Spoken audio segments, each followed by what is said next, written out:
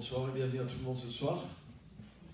Et je veux partager la fin du message d'hier et après on aura encore un temps comme ça, on va continuer de se tenir dans la présence du Saint-Esprit. Il y a des choses qui se passent quand on est dans la présence du Saint-Esprit, toujours. Alléluia. Et c'est une autre dimension. C'est comme quand tu regardes les films en 2 dimensions, en 3 dimensions. Je ne sais plus qu'est-ce qui existe maintenant, Blu-ray, HD, Full HD, écran incurvé. C'est le même film, mais tu peux le voir dans d'autres profondeurs, dans d'autres dimensions. C'est pareil. Le Saint-Esprit, c'est lui qui amène une autre dimension à tout ce qui existe, même dans la vie normale, mais particulièrement dans la vie chrétienne. Par exemple, tout le monde prie, beaucoup de gens prient sur la terre, les gens dans les religions prient, mais si tu es dans l'Esprit, tu ne fais pas que prier. Tu es réellement en présence de Dieu. Donc c'est totalement différent. Tu peux lire la Bible et comprendre juste avec ton intelligence, ou tu peux recevoir une connaissance qui vient par révélation. C'est-à-dire que l'Esprit de Dieu transmet à ton esprit ce que Dieu pense, ce que Dieu voit dans cette écriture. Ça n'a rien à voir. Tu es dans une autre dimension. Amen. Et ta vie chrétienne, tu n'es pas fait pour vivre la vie chrétienne sur le plan naturel, mais tu es fait pour vivre la vie chrétienne sur le plan spirituel, avec le Saint-Esprit. Alléluia. La vie chrétienne sans le Saint-Esprit a peu d'intérêt. Oui, les valeurs sont les meilleures parce qu'elles viennent de Dieu, mais il n'y a pas de vie dedans. Ça ne suffit pas. La morale chrétienne est meilleure que la morale païenne, ça c'est sûr. Et les principes qu'il y a dans le christianisme amèneront de meilleures choses, c'est sûr. Mais ce n'est pas fait pour fonctionner comme ça. C'est fait pour fonctionner avec la présence, la personne et la puissance du Saint-Esprit. Amen. C'est pour ça qu'on a besoin d'être là dans sa présence. Alléluia. Avant de rentrer dans le message, on va faire 2 choses. On va partager sur Facebook et on va prier, d'accord? On commence par laquelle? Sur Facebook. Allez, c'est parti. Donc si vous avez allez sur Facebook, vous pouvez aller sur ma page Facebook, Pierre-Emmanuel Jean, et partager la vidéo qui est en direct. Comme ça, beaucoup de personnes vont pouvoir nous suivre et profiter, pas aussi intensément que nous, mais ils auront au moins le message. Nous, on a l'atmosphère en plus. Amen. Mais tous ceux qui habitent à moins de 100 km d'ici, qu'est-ce qui leur empêche de profiter de l'atmosphère? Donc si tu as été retenu chez toi, ça arrive. Mais si tu as l'opportunité de venir, il faut faire plus que regarder sur Facebook. Il faut venir expérimenter par toi-même ce qu'est la présence de Dieu. Alléluia. Amen. L'autre fois, j'ai partagé ça. Les premiers chrétiens se réunissaient dans les catacombes.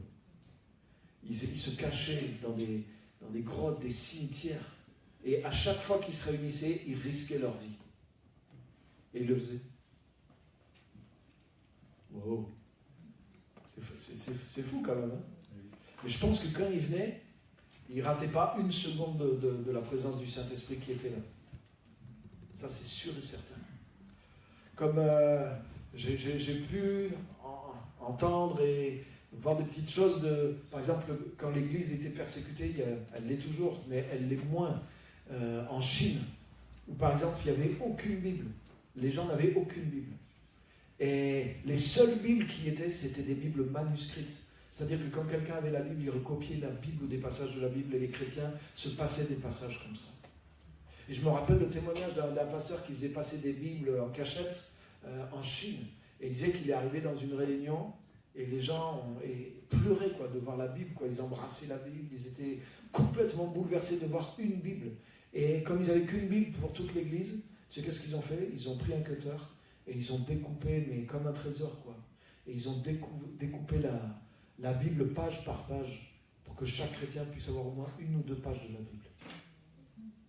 Et tu sais quoi, ceux qui avaient Exode ou Nombre, les livres ou Ézéchiel, des livres que des fois on saute, Mais les généalogies, la personne, elle considérait ça comme son plus grand trésor, Personne ne s'est dit, ah oui, je suis défavorisé parce que tout est la parole de Dieu.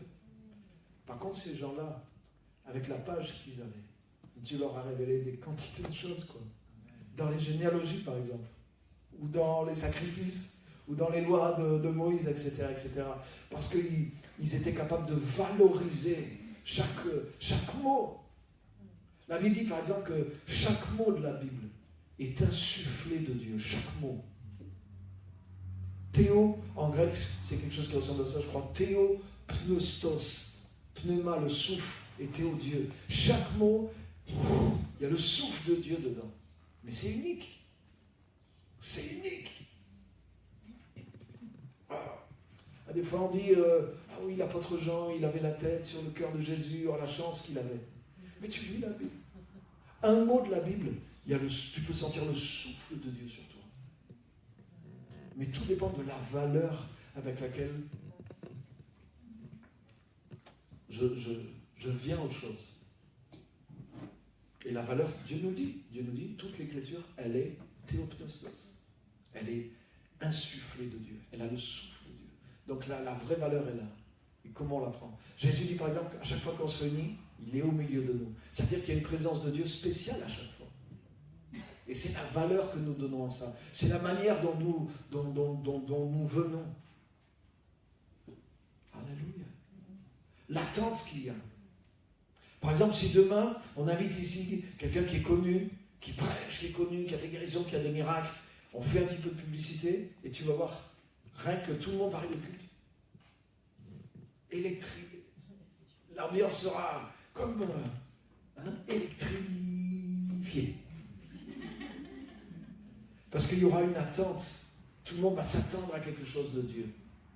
Mais en réalité, on peut être comme ça à chaque fois, que même 2 ou 3. Même quand tu es dans ta cellule, tu peux t'attendre à la présence de Dieu. Parce qu'il y a une présence de Dieu à chaque fois que des chrétiens se réunissent pour Jésus. Réunis en mon nom. Si tu te réunis vraiment pour chercher Christ, sa présence est là. Et si vraiment tout le monde cherche la présence de Dieu au travers de ce qu'on fait. En réalité, ce qu'on fait quand on se réunit, ce n'est pas le plus important.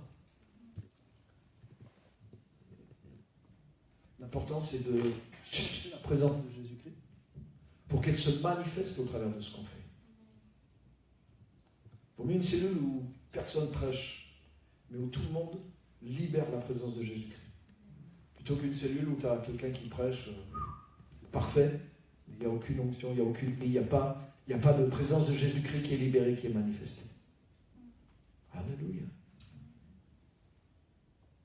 Ça ne veut pas dire qu'il faut que ça soit vide. Et c'est bien d'avoir un programme, mais ce programme doit fonctionner avec la présence de Dieu. Parce que le but d'être réunis ensemble, c'est de déclencher la présence de Dieu. Et tu sais quoi, si tout le monde vient,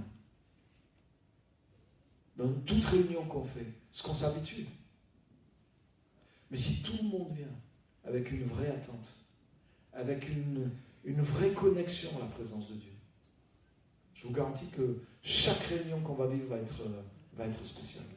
Et va être spéciale pour chacun de nous, mais en grand aussi, quelque chose va se passer.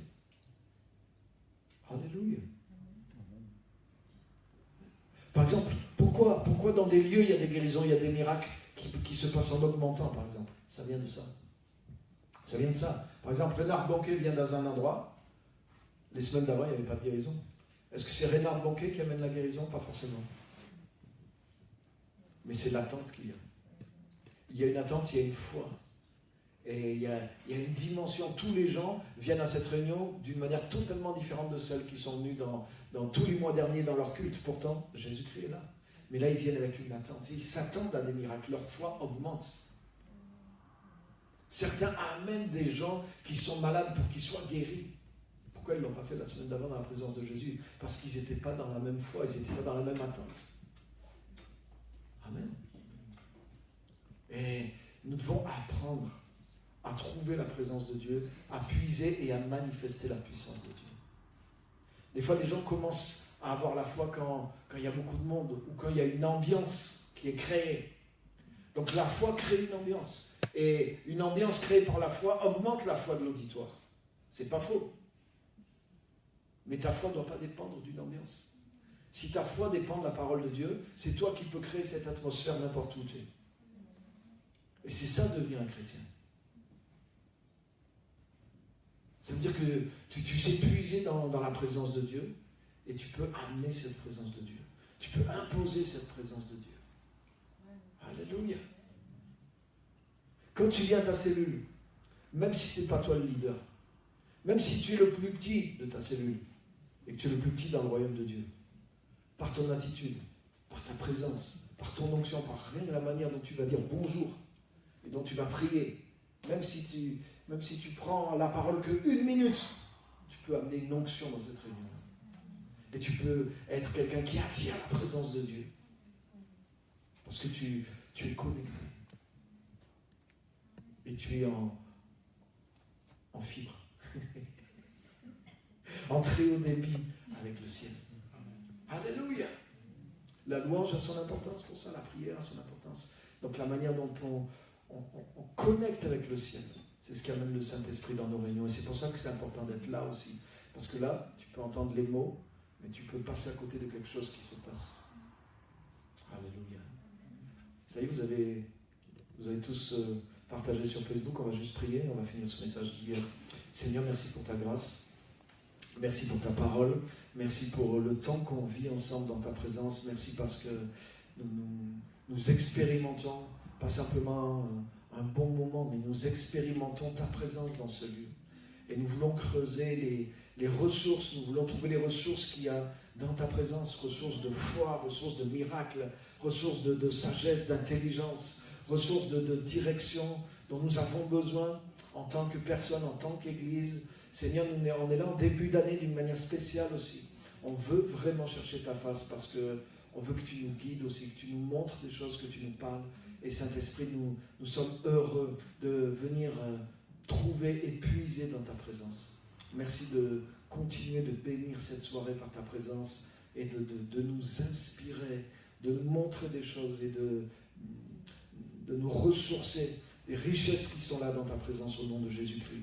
Bénis ce temps, bénis cette parole aussi ce soir et parle à nos cœurs au nom de Jésus. Amen. Amen. Donc c'est la continuité du message d'hier, 7 principes que tu dois placer au-dessus de toi.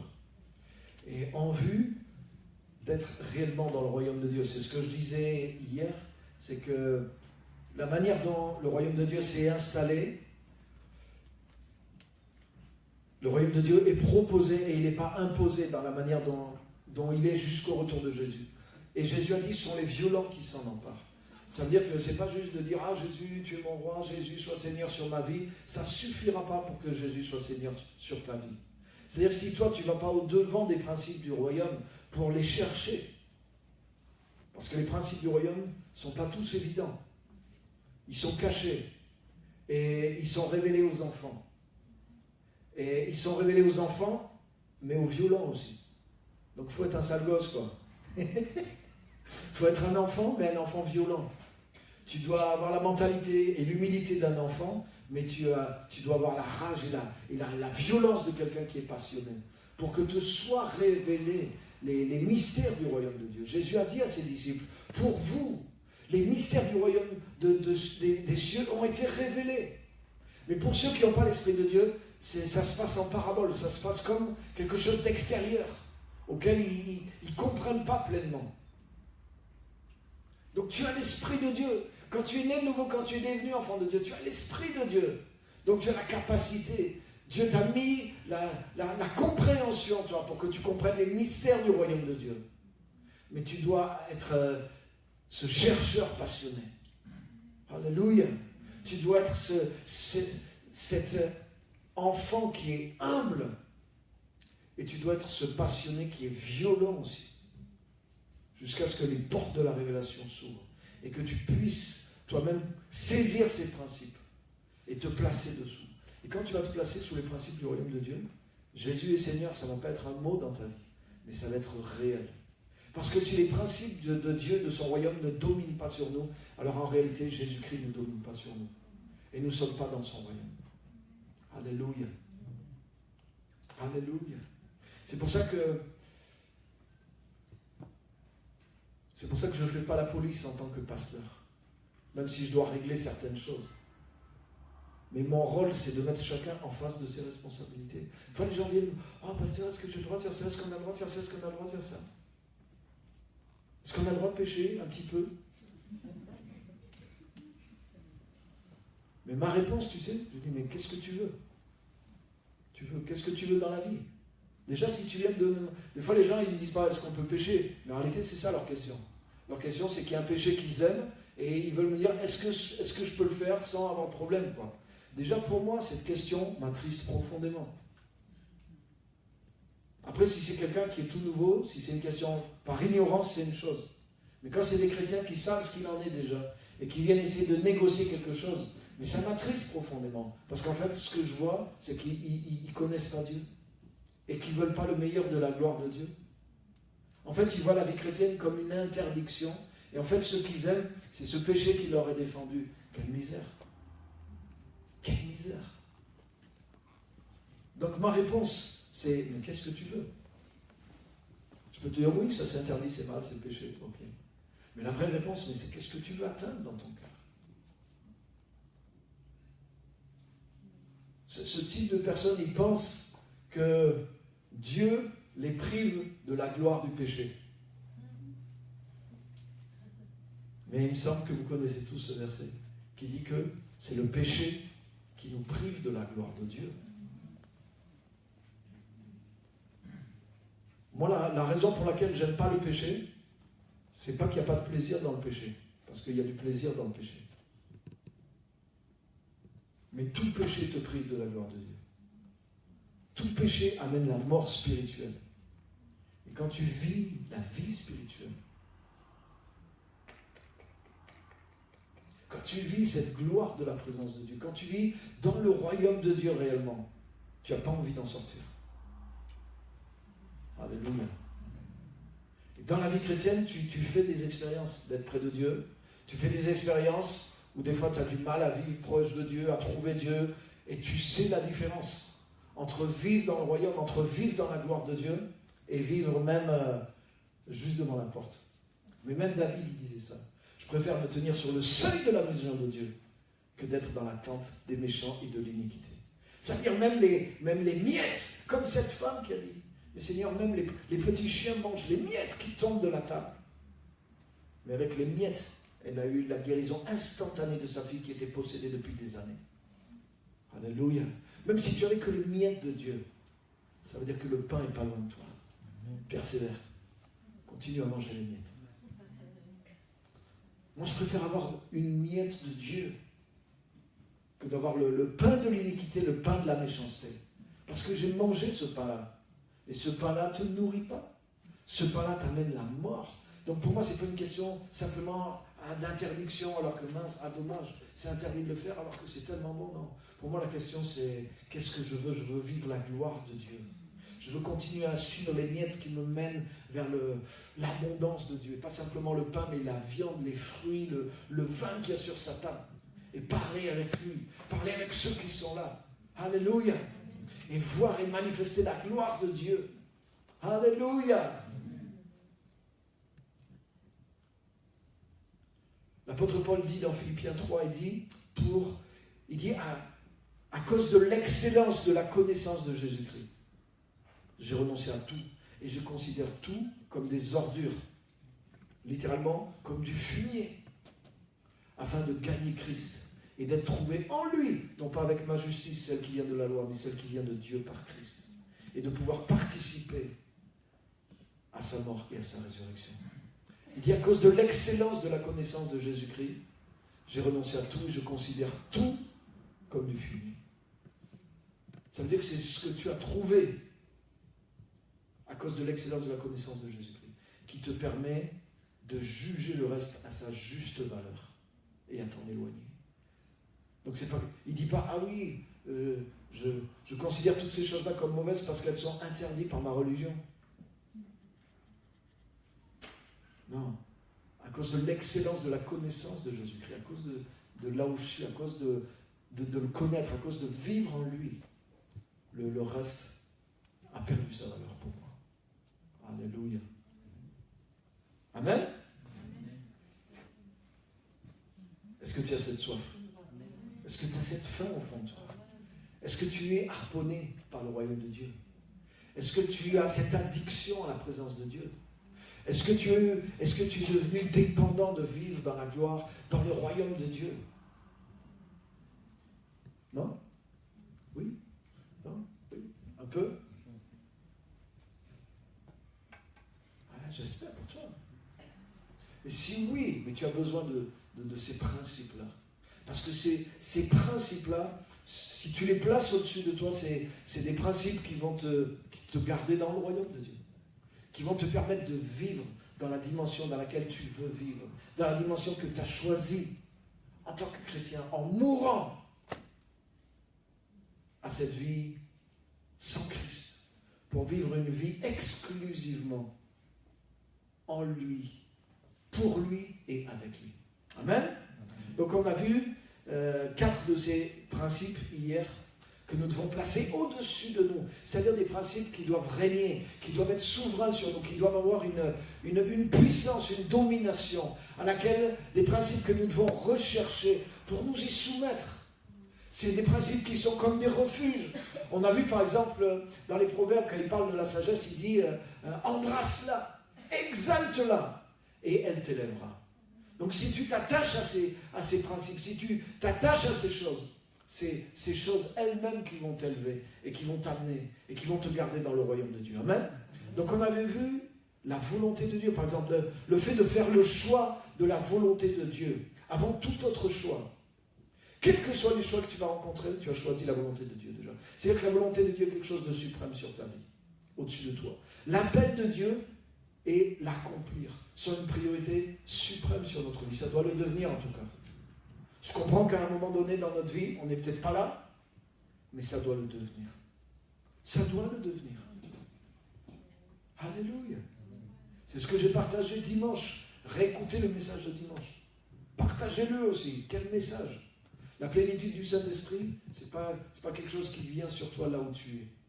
Mais c'est quand tu vas là où Dieu est, là où le Saint-Esprit est. Et tu sais quoi? Si accomplir l'appel de Dieu, faire la volonté de Dieu, marcher dans l'appel de Dieu pour notre vie et l'accomplir, si ce n'est pas notre priorité, on ne peut pas trouver la plénitude du Saint-Esprit.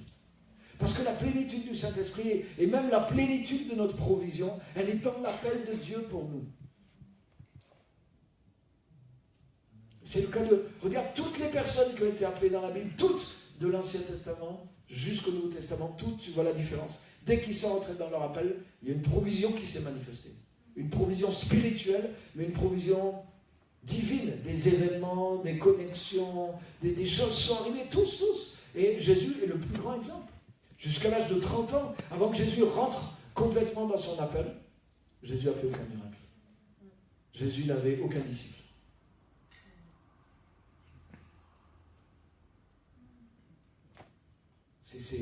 C'est frappant.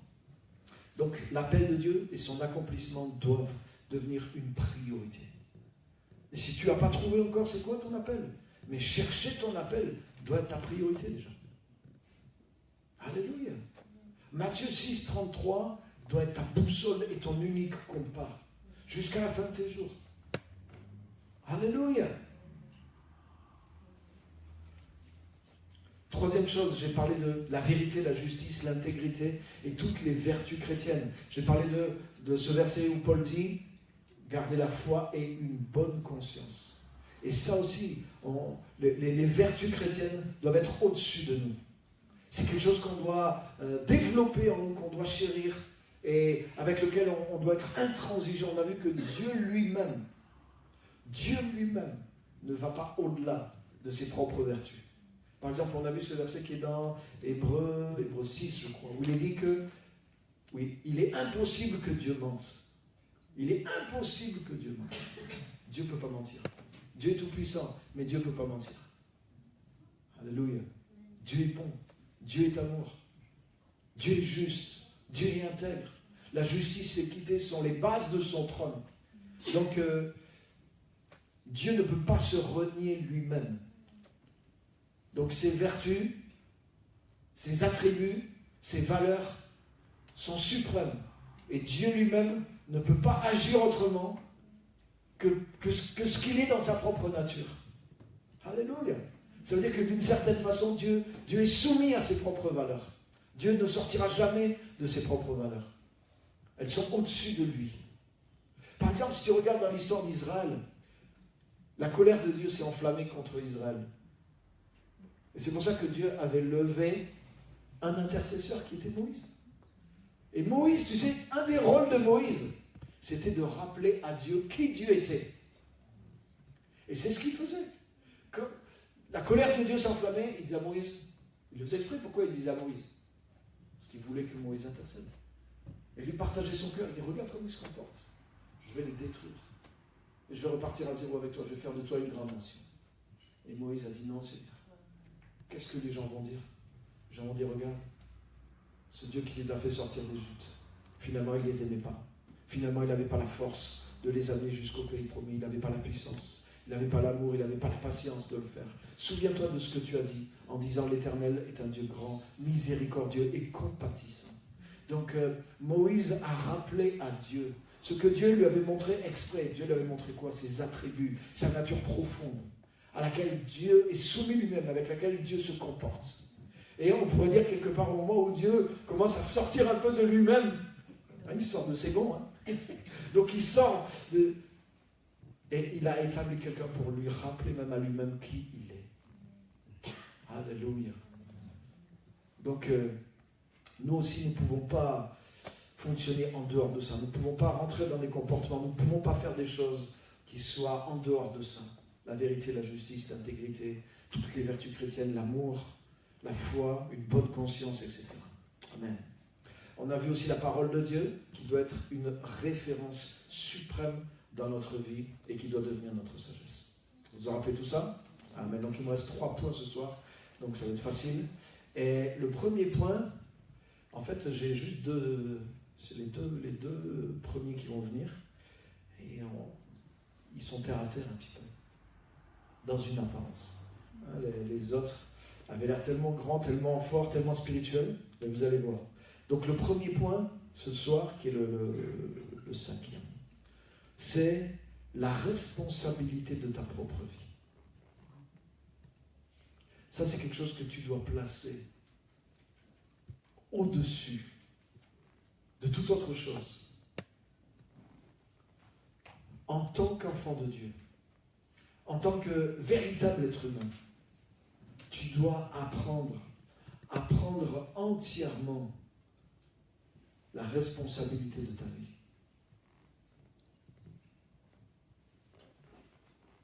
Et on doit comprendre en tant que chrétien et faire la différence entre me confier en Dieu. Je peux me confier en Dieu, me reposer sur lui. Dieu me conduit, mais Dieu ne prendra jamais la responsabilité de ma vie. Et des chrétiens pensent faire ça en fait. Pour eux, prier, j'ai tout remis au Seigneur, j'ai tout remis au Seigneur. Mais des fois, c'est pas la foi. Dieu lui-même nous a confié la responsabilité de notre vie, de nos choix, et il nous apprend comment on doit agir, comment on doit penser, qu'est-ce qu'on doit choisir, comment faire le bien, comment repousser le mal. Donc Dieu nous rend responsables de nos vies à 100%. Et une partie de cette responsabilité, c'est de nous confier en lui. Mais une chose que Dieu fera, c'est qu'il te conduira, il t'inspirera, il te parlera, mais Dieu ne prendra jamais la responsabilité de ta vie. Dieu n'est jamais responsable de ta vie. Ça, c'est un principe clé. Dieu nous a créés à son image. Il nous a créés avec une volonté libre, un libre arbitre. Dieu nous instruit. La Bible dit, je t'instruis selon la voie que tu dois choisir. Mais jamais Dieu va choisir à ta place. Par exemple, une fois, les gens disent, moi je prie pour avoir un conjoint, mais je laisse Dieu choisir à ma place. Donc c'est une expression. Je vois ce qu'elle peut vouloir dire. Mais Dieu ne va jamais choisir à ta place, parce que ce n'est pas lui qui va vivre avec ton conjoint. C'est toi.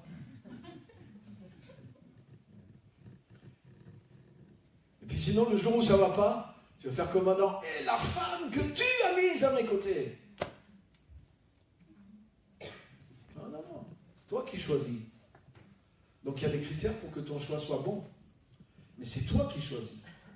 Dieu peut te montrer, même si Dieu te révèle quelque chose de très précis, mais quand même c'est toi qui le choisis.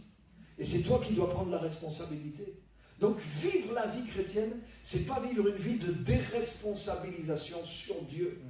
Le fait d'avoir la foi en Dieu ne doit pas nous déresponsabiliser. On verra maintenant, c'est pas grave. Non. Au contraire même. Vivre la vie avec Dieu, amène de nouvelles responsabilités dans notre vie.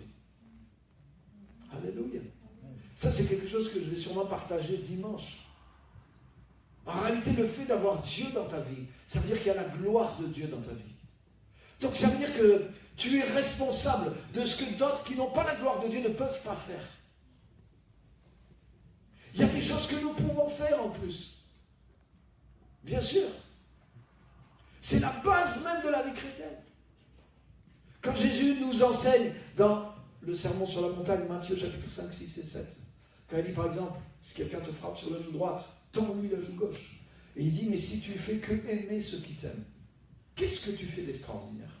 Ça veut dire quoi? Ça veut dire que pour Jésus, c'est pas normal qu'un chrétien n'aime les gens que d'une façon ordinaire. Ça veut dire qu'il attend de nous quelque chose d'extraordinaire que les autres ne peuvent pas faire. Pourquoi? Parce qu'il a mis en nous une vie qui nous rend capable de faire ça. Donc ce n'est pas de la déresponsabilisation, au contraire. C'est de l'équipement en vue d'être encore plus responsabilisé. Quand Dieu a mis Adam et Ève sur cette planète, la gloire de Dieu était sur eux, mais leur responsabilité a été énorme.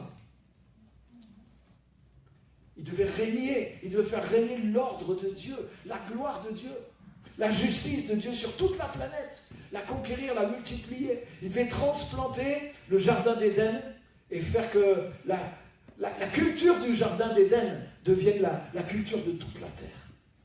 Alléluia. Vous savez, dans ce qui est dit dans la Genèse du jardin d'Éden, il est dit que du jardin d'Éden, il y a un fleuve qui sort et que de là sortent 4 fleuves. Mais en réalité, géographiquement, c'est inexact par rapport au monde tel qu'on l'a toujours connu en tout cas. Donc c'est bizarre. Et en fait, ces 4 grands fleuves qui sortent de là, c'est les 4 grands fleuves sur lesquels s'est bâtie toute la civilisation de l'époque de la Bible en réalité. Toutes les civilisations de la Bible sont issues de ces 4 grands fleuves. Et ces 4 grands fleuves, dans la Genèse, ils prennent leur source dans le jardin d'Éden. Pourquoi? Parce que la vie qui sort de la présence de Dieu, Dieu voulait qu'elle soit à l'origine de toutes les civilisations et de toutes les cultures. Alléluia. Et ça, c'est le travail que nous avons à faire en tant qu'enfants de Dieu. Nous devons ramener ce fleuve-là. Ce n'est pas juste un fleuve physique, mais c'est un fleuve de vie spirituelle. C'est un fleuve d'inspiration. C'est-à-dire que la culture du jardin d'Éden, la culture du royaume de Dieu et de la présence de Dieu devait être la source de toutes les civilisations. Et toutes les civilisations devaient vivre autour de ces fleuves. Et ils pouvaient avoir leurs propres coutumes, ils pouvaient avoir leurs mots, ils pouvaient avoir différentes façons de s'habiller, mais l'eau à laquelle puis la source qui les inspirait dans toutes leurs différences d'art et de culture, venait du jardin d'Éden. Autrement dit, tout ça était imprégné de la gloire et de la présence de Dieu. Alléluia. Il y a quelque chose qui nous revient de ça en Jésus-Christ maintenant. Donc une chose que je voudrais te dire, ne laisse personne prendre la responsabilité de ta vie. Toute personne qui veut prendre la responsabilité de ta vie est un manipulateur, est un gourou, c'est diabolique et c'est satanique. Si ton patron prend la responsabilité de ta vie et qu'il ne te laisse pas faire. Si un pasteur prend la responsabilité de ta vie, ne te laisse pas faire. Si ton mari ou ta femme ou tes enfants ou ta mère ou ton grand-père veut prendre la responsabilité de ta vie, ne te laisse pas faire. Tu leur dois le respect, tu leur dois l'honneur, tu leur dois certaines choses, mais ils n'ont pas à prendre la responsabilité de ta vie. Alléluia. Et tu sais quoi? Si tu regardes bien, tu vas te rendre compte, si tu fais un vrai bilan par rapport à tout ça et que tu examines ta vie, tu vas te rendre compte qu'il y a peut-être des domaines de ta vie où tu as comme abandonné la responsabilité. Où tu t'es remis dans le cours du temps à Dieu, ou alors à la société, ou au cours de la vie, les choses sont comme ça maintenant. Oui, c'est vrai, Dieu m'avait dit ça, ou je pensais faire ça, mais bon, maintenant, ça y est, c'est embarqué, quoi. Je suis dans ce style de vie. Mais quand tu fais ça, c'est comme si tu abandonnes ta vie à quoi? Au cours de l'existence, au hasard, aux circonstances. Mais qui est derrière? Qui profite? Qui tire parti? Et chacun de nous, en tant qu'enfant de Dieu, notre vie a une valeur spéciale. Chaque personne sur Terre, sa vie a une valeur qu'on ne peut pas mesurer. Mais je dirais, la vie de chaque enfant de Dieu a une valeur ajoutée en plus. Parce qu'il y a un pouvoir de rédemption pour cette planète à l'intérieur de chacun de nous. Et c'est pour ça que nous devons arracher notre vie, nous devons récupérer notre vie à tout ce qui prend notre vie, à tout ce qui empêche notre vie de fonctionner comme Dieu veut que nous fonctionnons pleinement. Et nous devons récupérer l'entière responsabilité de notre vie. Alléluia. Avoir la responsabilité de ta vie, tu sais ce que ça veut dire? Ça veut dire que je suis en train de conduire ma vie exactement là où je veux qu'elle aille. Est-ce que tu as ta vie réellement entre tes mains? Ou est-ce que, ah oui, mais là, je ne peux pas parce que je suis coincé avec ceci, avec ça. Donc je sais que la vie, il y a des contraintes. Mais tu ne peux pas laisser toute ta vie être gérée par des contraintes. Sinon, comment tu vas accomplir le plan de Dieu? Et ce n'est pas en priant, parce que la responsabilité de ta vie n'est pas sur Dieu, elle est sur toi. Et c'est là que beaucoup de chrétiens se trompent. En fait, des fois, ils se sont liés dans toutes sortes de choses. Et leur vie est comme embarquée. Et puis ils prient. Comme si Dieu, maintenant, c'est Dieu qui va venir. Et ouais, c'est Dieu, si tu veux que ta volonté s'accomplisse dans ma vie, il faut que tu viennes prendre la responsabilité de ma vie et que tu l'amènes là-bas. C'est vrai, j'entrevois ce que tu voulais de moi. J'avais commencé quelque chose, mais tu vois maintenant, voilà, j'ai tel truc, le temps a passé, je suis dans tel truc, j'ai telle contrainte. Là, j'en ai pour 5 ans, là, j'en ai pour 10 ans. Mais tu sais quoi, si tu ne reprends pas la responsabilité de ta vie, c'est toute ta vie qui va être prise. Tu sais qu'à la Bible nous dit, nous tous on était pris selon le cours de ce monde, selon le train de ce monde, et dans Éphésiens 2, et il révèle, et il dit que derrière, il y avait le prince de la puissance de l'air.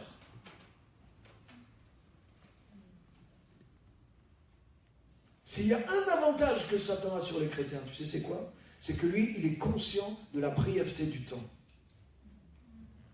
C'est écrit dans l'Apocalypse. Si tu veux connaître ton adversaire, si tu veux battre ton adversaire, tu dois connaître quelques petits trucs sur lui. Une chose que Satan a, c'est le zèle. Parce que la Bible dit, c'est que son temps est court. Donc à cause de ça, il travaille dur, quoi. Il essaie de tout faire ce qui est en son pouvoir. Et qu'est-ce qu'il essaie de faire? Il essaie d'arracher nos vies. S'il ne peut pas arracher notre âme est à Jésus-Christ, amen, c'est super. Nous sommes sauvés, nous avons donné notre vie à Christ, on a cru dans l'Évangile, c'est bon. Mais si nous ne prenons pas l'entière responsabilité de notre vie pour l'amener nous-mêmes dans ce que Dieu veut pour nous, c'est quoi? Le diable peut nous faire traîner pendant des dépressions, des contraintes, des excuses, des choses qui, ah oui, on n'est pas obligé de le faire.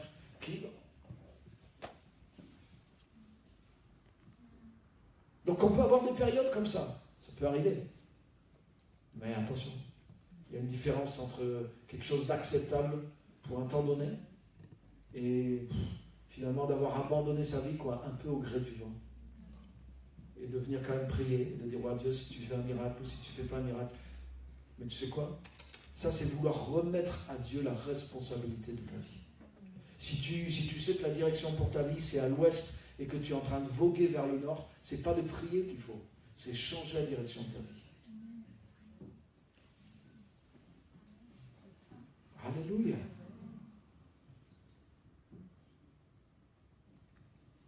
Des gens, ils ont des mauvaises fréquentations, ils viennent à l'église, ils entendent un message, les mauvaises compagnies corrompent les bonnes mœurs, et puis ils n'ont pas besoin d'une grande révélation du Saint-Esprit pour comprendre que s'ils continuent à fréquenter ces gens-là, ils continuent de faire les choses qu'il ne faut pas faire. Ils le savent. Mais c'est comme si la seule chose, ah Seigneur, aide-moi, Seigneur, sors-moi de... Mais Dieu ne va pas te sortir des gens qui sont autour de toi. Dieu dit dans sa parole, sortez du milieu d'eux.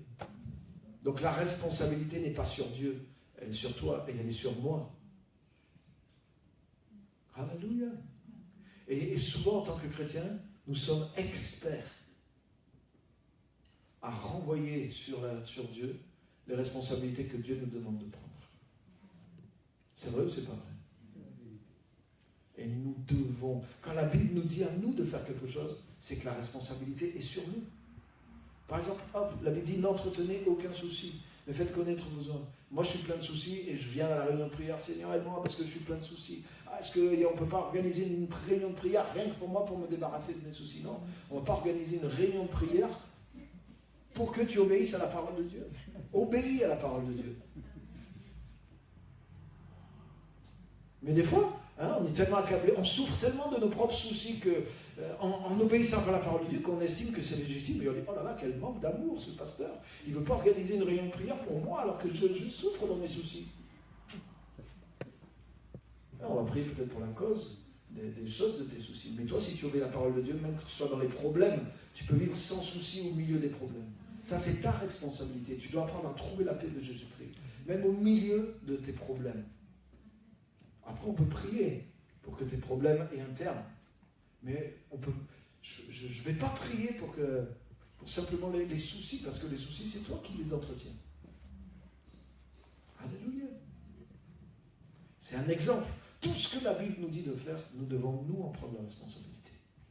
Et être chrétien, c'est de plus en plus reprendre en main la responsabilité de toute ta vie. Alléluia. Amen. Et de savoir que tu amènes ta vie exactement, tu es maître vraiment de ta vie.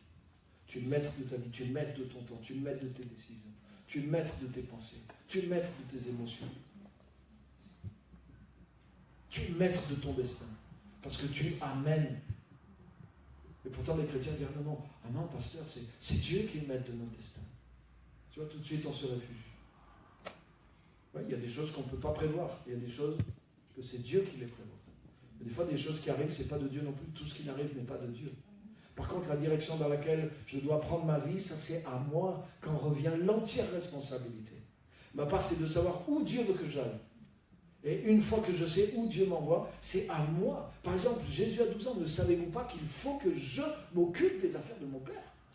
Autrement dit, oui, son Père lui a demandé de s'occuper de ses affaires, mais Jésus est conscient de sa responsabilité. C'est à lui de s'occuper de ses affaires, des affaires de son Père. Et déjà à 12 ans, il commence à prendre la responsabilité de sa vie. Et il commence à se détacher d'une certaine manière du lien parental presque trop tôt. Alléluia. Donc ça, c'est quelque chose sur lequel tu dois veiller.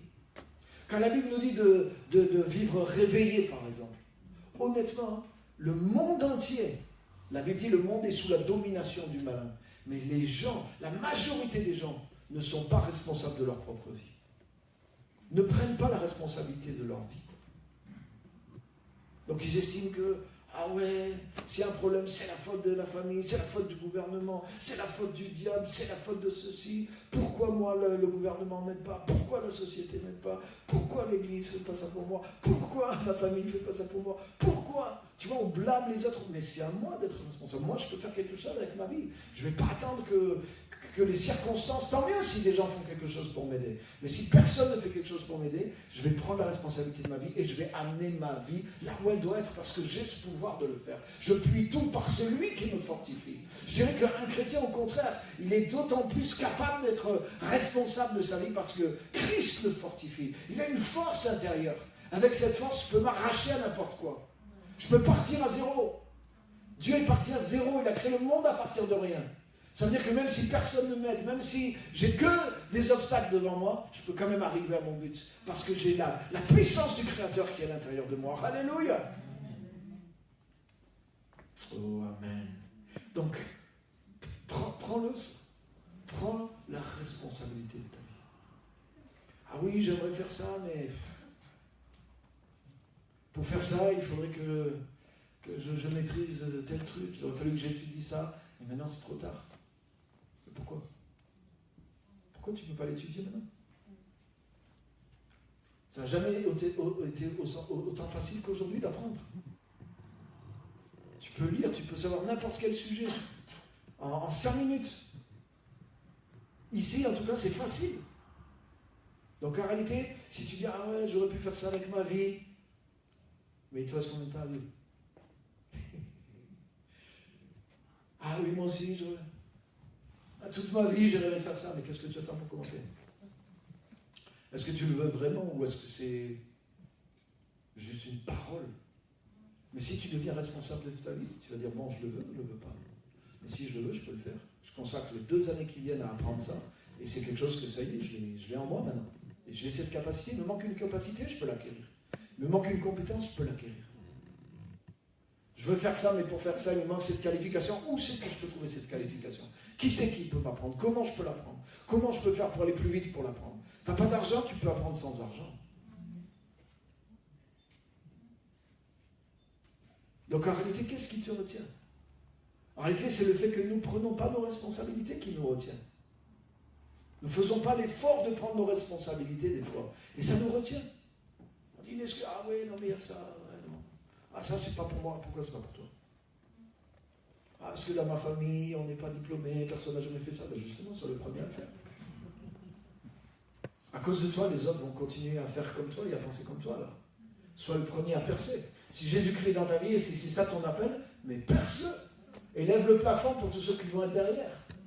Et que ton plafond soit leur plancher. C'est ça normalement le but d'avancer dans les générations. Alléluia! Donc prendre l'entière responsabilité de sa vie. Dans n'importe quelle situation, regarde, est-ce que c'est moi qui suis aux commandes là ou c'est les autres qui commandent ma vie? Même quand tu vas au médecin. J'ai rien contre les médecins, hein. Ils en savent plus que moi. Des fois le médecin arrive, il t'explique rien, il te dit c'est comme ça quoi. Ok? Mais tu sais quoi? Lui il sait, mais moi c'est ma vie. Et j'ai le droit de vérifier. J'ai le droit d'aller regarder. Avant de dire, ok, allez-y, coupez-moi la tête et collez-moi-en une autre à la place, j'ai le droit de vérifier si ça marche, quoi. Est-ce qu'il y a des gens qui ont survécu à ça, quoi? Mais des gens ne le font pas. Des fois, les gens, ils sont là. Ils vont aux impôts, on leur dit, c'est comme ça. Ah. Ils vont à la banque, le banquier leur dit, c'est comme ça. Ah. Ils vont au médecin, le médecin, ah. Tu vois, il y a toujours quelqu'un qui est de l'autre côté d'un comptoir et d'un ordinateur. Et toi, comme tu es de l'autre côté, toi, comme tu es l'idiot qui prend ton ticket, qui attend, oui, vous venez. Pour la chance, c'est mon tour. Et tu te sens là comme si toi, tu n'es rien. Et que là, tu fais tout parce qu'il est juste de l'autre côté de ton bureau. Tu crois que parce qu'il est de l'autre côté du bureau, il est plus fort que toi? Pas forcément. Et c'est pas parce qu'il n'a pas la vérité. D'être de l'autre côté du bureau, c'est pas un absolu. Toi aussi, tu peux y être de l'autre côté du bureau. De temps en temps, c'est toi qui es de l'autre côté du bureau. Donc, prends la responsabilité de ta vie. Ouais, prends en considération ce qu'on te dit, sois pas orgueilleux, mais avale pas tout non plus. Décide de ce que tu dois faire. Alléluia.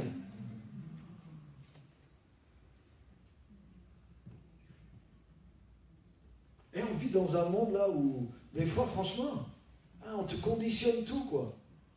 Et tu vas toucher ça, et voyez, ça sera comme ci, ça sera comme ça. Et si j'ai pas envie?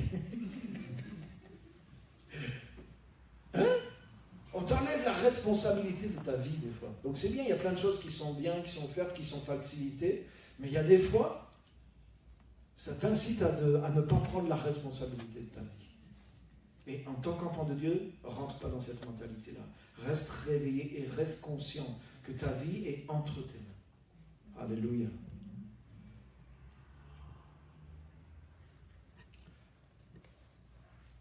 Ça, c'était le 5. Le 6e chose que tu dois placer au-dessus de toi aussi comme une valeur.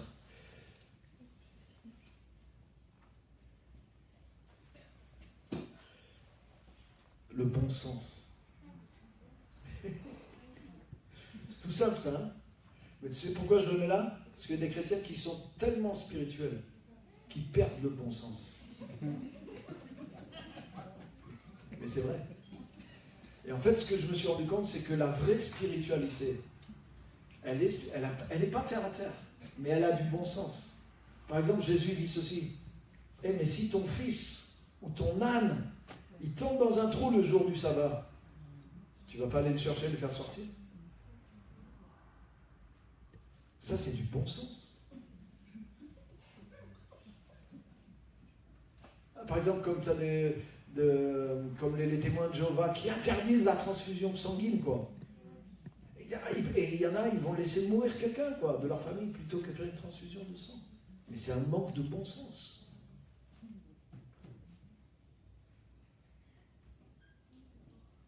C'est un manque de bon sens. Connaître Dieu, c'est pas du tout être... c'est pas être borné. Être persévérant, c'est pas être borné. C'est pas être aveuglé, c'est pas être sans aucun sens. Alléluia. Si Dieu te parle vraiment, ça peut être vraiment quelque chose que tu ne pensais pas. Mais il y a toujours du bon sens dans ce que Dieu dit. Alléluia. Même si c'est étrange, même si c'est surnaturel, même si c'est miraculeux, mais il y a un bon sens dedans.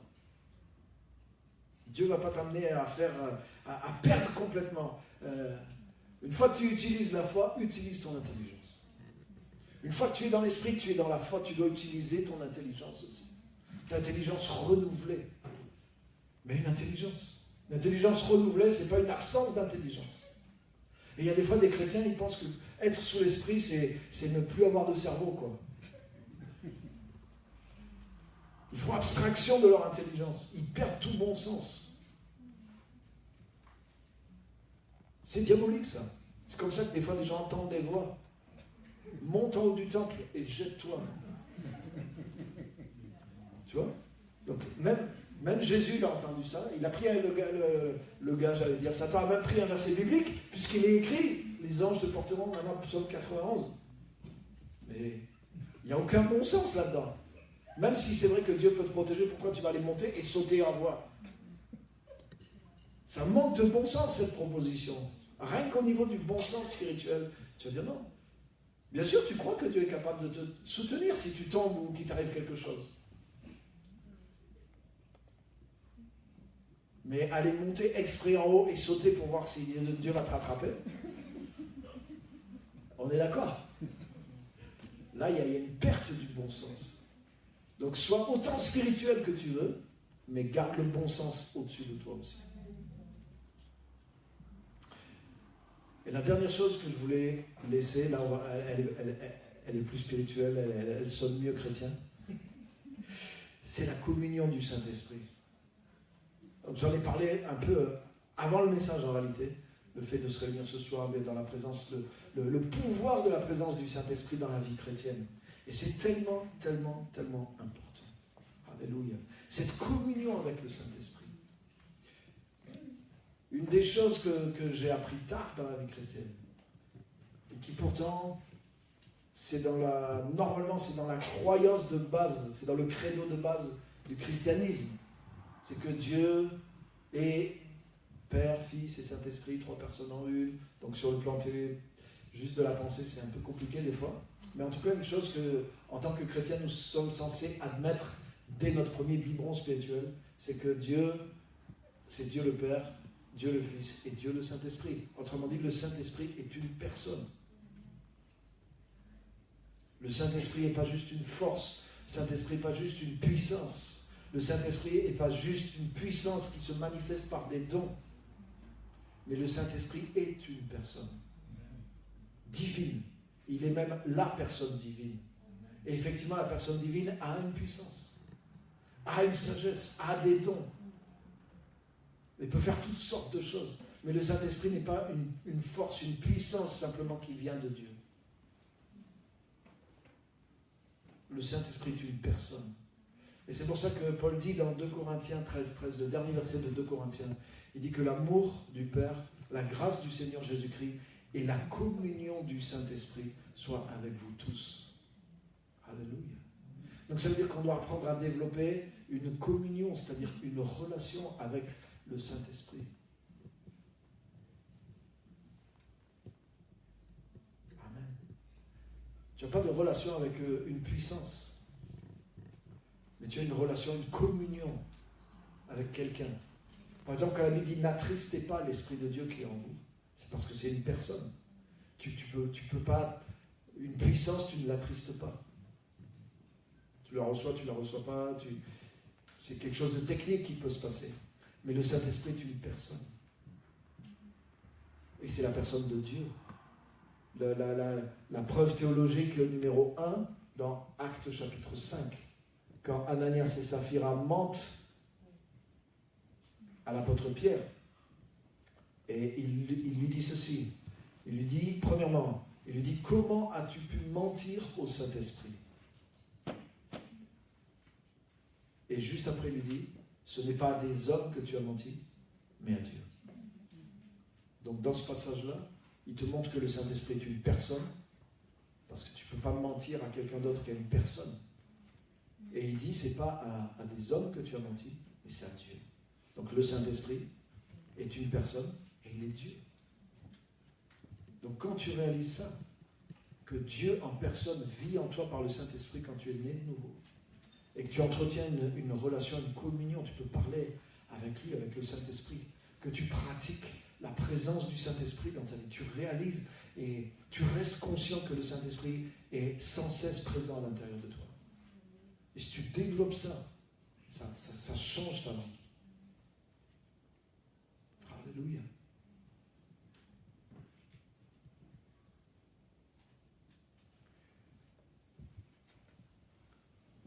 Il y a quelqu'un qui aime bien les animaux, c'est une histoire, c'est pas une prophétie. On aurait dit, lui nous parle de connaissance, c'est pour ça que je préviens, parce qu'il y a une telle atmosphère de la présence de Dieu. Il y a quelqu'un ici qui aime bien les animaux, c'est bon.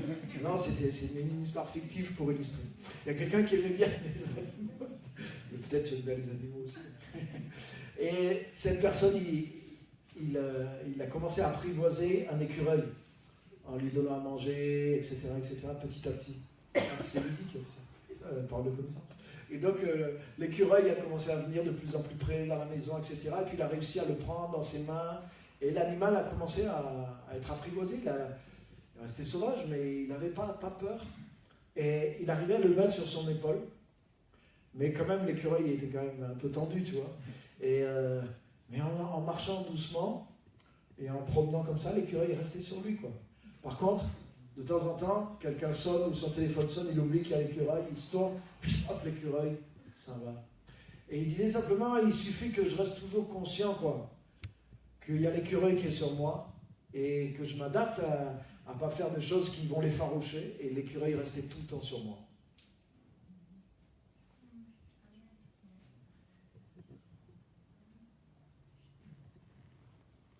Tu vois ce que je veux dire? Si tu es conscient que la personne du Saint-Esprit est là, et que tu vis pour rester en contact avec cette présence, et par rapport à cette présence, tu vas provoquer que cette présence va s'intensifier dans ta vie. Alléluia. Parce que si tu peux attrister le Saint-Esprit, ça veut dire que tu peux le réjouir aussi. Tu peux l'honorer, tu peux lui faire plaisir. Alléluia. Et Dieu dit, j'honorerai celui qui m'honore. C'est un programme. Communion, onction du Saint-Esprit, l'influence du Saint-Esprit, l'influence sur nos pensées. Alléluia. Quand la Bible nous parle d'une intelligence renouvelée, d'avoir une intelligence renouvelée, c'est une mentalité et des habitudes qui permettent au Saint-Esprit d'exercer son influence sur une vie. Alléluia. J'ai plein de messages sur le renouvellement de l'intelligence. Écoutez-moi. Le renouvellement de l'intelligence, c'est pas ce qui se passe pendant que l'onction est sur toi et que tu entends la parole de Dieu. C'est ce qui va rester une fois que tout ça est parti. C'est-à-dire ce que tu as compris dans la lumière, comment tu l'as installé pour que ça devienne ta structure mentale. Et que maintenant tu penses comme ça. C'est ça le renouvellement de l'intelligence. Pendant que le Saint-Esprit est sur toi, il commence à renouveler ton intelligence. Il éclaire, il illumine ton intelligence. Mais toi, tu dois être transformé par le renouvellement de ton intelligence. Ça veut dire que maintenant que tu as vu ça, tu devrais dire maintenant je ne peux plus penser comme ça. Maintenant que j'ai compris que je suis enfant de Dieu, j'ai compris que j'ai tel pouvoir, je vais arrêter de penser que je suis inférieur. Je vais arrêter de penser que je ne peux pas prendre ma vie en main. Je vais arrêter de penser que je ne peux pas rire. Tu vois ce que je veux dire? Et c'est toi qui vas renouveler ton intelligence. C'est-à-dire que tu vas adapter ton système de pensée à ce que le Saint-Esprit t'a montré dans la lumière. Et si tu changes et que tu restructures ta façon de penser par rapport à ce que tu as compris, c'est ça qui va rester.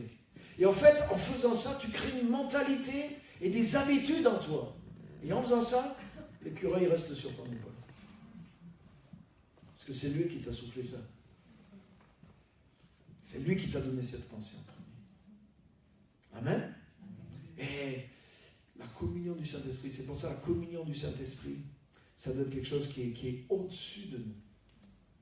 Je ne veux pas attrister le Saint-Esprit, je ne peux pas me permettre de ne pas être sous l'influence du Saint-Esprit. Je ne peux pas me permettre de vivre en dehors du Saint-Esprit. Je ne peux pas me permettre d'être dans un choix de vie où il est moins simplement présent. Mais au contraire. Alléluia.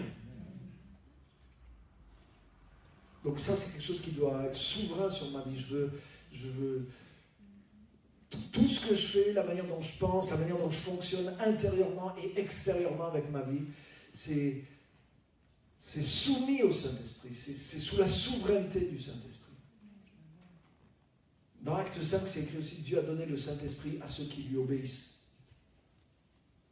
Donc le Saint-Esprit est donné par grâce, par la foi en Jésus-Christ. Amen. Mais il y a différentes mesures du Saint-Esprit. Et une vie conduite par le Saint-Esprit, mais je dois être là où est le Saint-Esprit. Il faut que je développe cette nouvelle mentalité, que mon intelligence soit renouvelée.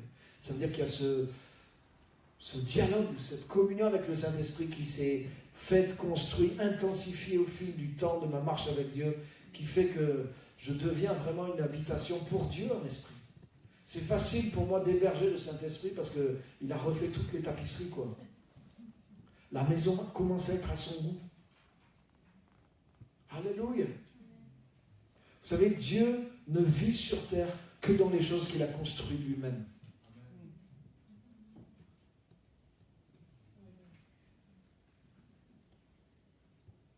Quand Dieu a créé le monde, avant que le péché rentre dans le monde, Dieu n'était pas partout dans le monde.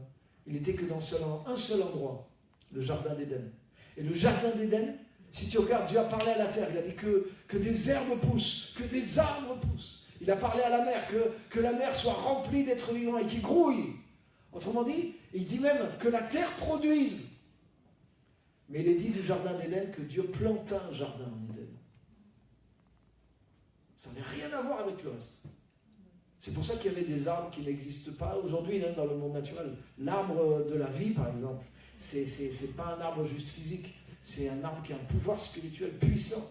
Et ça, c'est un arbre du ciel qui était planté sur la terre. C'est Dieu qui l'a planté. Et Dieu était dans le jardin d'Éden. Dieu n'était pas n'importe où sur terre. Dans le livre de Job, Satan se promène partout sur terre. D'où viens-tu, Satan? J'étais en train de me promener partout sur terre. Mais il y avait un endroit où Dieu était, c'était le jardin d'Éden. Pourquoi? Parce que c'est Dieu qui l'a planté. Quand Dieu a habité au milieu du peuple d'Israël, pourquoi? Dieu leur dit, Exode 25:8, vous me ferez un tabernacle et je pourrai vivre au milieu de vous. Pourquoi? Parce que les plans du tabernacle venaient du ciel. Dieu a montré quelque chose qui était dans le ciel. Et quand Moïse a construit ce qui était du ciel exactement de cette façon-là, et que tout était fait de cette façon-là, Dieu a pu habiter dedans. C'est pour ça que pour que le Saint-Esprit habite en toi, c'est lui qui doit refaire la tapisserie. Montre-moi comment tu es à l'intérieur de toi. Laisse-moi rejeter un petit coup d'œil à l'intérieur. Je vais te dire si le Saint-Esprit peut rester dedans. Ou pas. Donc il va t'aider à faire des travaux. Mais son but, c'est de s'installer. Si tu veux vraiment que le Saint-Esprit s'installe en toi, il doit être ton partenaire pour faire les travaux. Choisis une seule entreprise pour construire ta vie. Celle du Saint-Esprit. Alléluia. Et ces principes-là, si tu mets ces principes au-dessus de toi et que tu les cherches pour t'y soumettre, mais je te garantis, ta maison va être refaite rapidement et sur le bon modèle, en sorte que l'Esprit de Dieu pourra habiter perpétuellement à l'intérieur de toi. Amen. Amen. Alléluia. On va se lever, on va terminer par